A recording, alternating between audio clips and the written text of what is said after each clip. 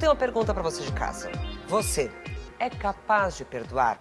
Se a resposta é não, saiba que pesquisas comprovaram que a mágoa adoece e que perdoar e ser perdoado faz bem para o corpo e faz bem para a alma. Se ainda assim você não se convenceu, Ticiane Pinheiro, preste bem atenção nisso que eu vou falar agora, viu? Aqui no Brasil, nós temos uma data para comemorar o perdão. Você acredita nisso, Tici? Pois é, Ana, e esse dia é hoje, dia 30 de agosto, Dia Nacional do Perdão. Veja na reportagem da Elaine Cortez o relato de algumas pessoas que tiveram essa capacidade e a mudança que essa atitude causou na vida delas. Não existe uma dor maior para um pai, para uma mãe, que é perder um filho. Jamais pensaria em perdoar. Jamais pensaria em ter essa atitude que eu tive. O que te atormentaria tanto ao ponto de ser imperdoável? Às vezes aquela situação fica repetitivamente na nossa cabeça. Fica martelando ali, fica o tempo todo nos cutucando.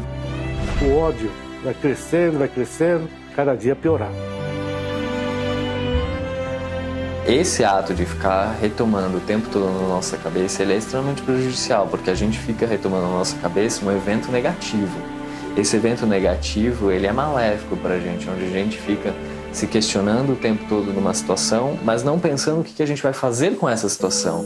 Os ponteiros correm, mas o tempo para.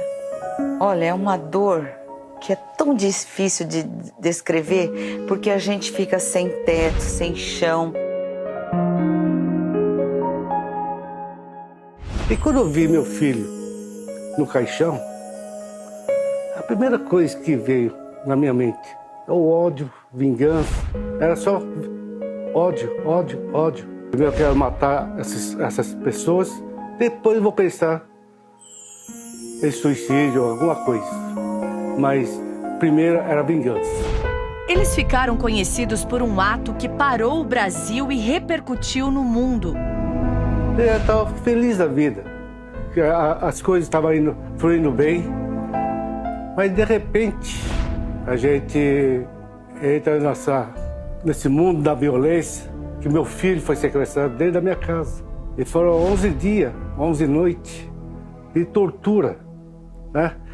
Eu tentando negociar com os sequestradores, mas infelizmente, quando conseguiram pegar os bandidos, o meu filho já estava morto. O meu filho reconheceu o segurança. Ah, você faz segurança do meu pai, você veio me salvar. Perdoaram os assassinos do filho. Pessoas contratadas por eles para protegerem a família. Falar do perdão é fácil. Eu quero ver se eu estou perdoando mesmo, porque a gente fala do perdão sem estar perdoando. Então eu vou fazer esse desafio. Quando esse pai se propôs a encarar quem tirou a vida de Ivo Zota, o perdão era só uma desculpa. Naquele momento, eu estava pensando assim, vai ser uma oportunidade de eu ficar frente a frente com os três. Porque eu ainda estava pensando, maquinando, como é que eu vou buscar matar os três naquele dia. 2 PMs não aceitaram o confronto. O terceiro envolvido ficou frente a frente com ele. Eu olhei fixamente nos olhos dele e falei assim, você sabe o que eu ia fazer aqui? Eu vim aqui é para pedir perdão a você. Que muitos faria justiça com as próprias mãos. Eu sei que você está arrependido do que você fez. As palavras foram saindo assim, normalmente. Eu senti a presença de Deus. Eu senti a força, coragem.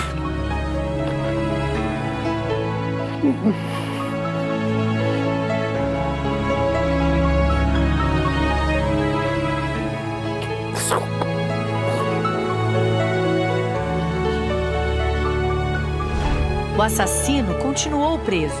O pai de Ivo Isota se libertava naquele momento. Quando eu saí daquele presídio, tudo que estava dentro de mim, o ódio, vingança, tudo ficou ali.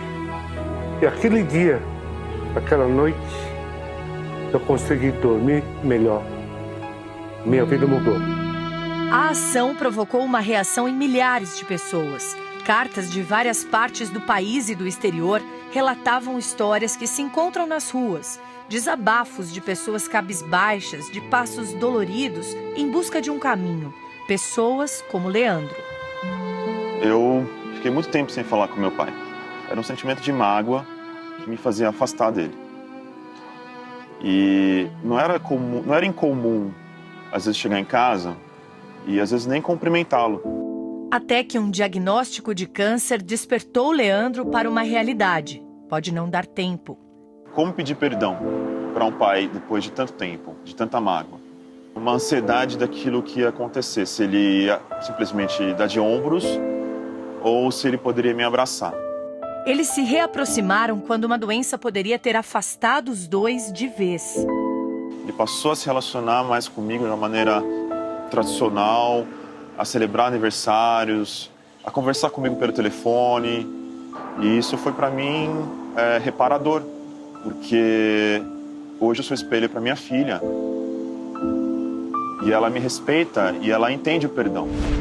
Atitudes como essa, inspiradas no gesto da família Ota e o pedido de ajuda nas mais de 10 mil assinaturas, incluíram uma data no calendário.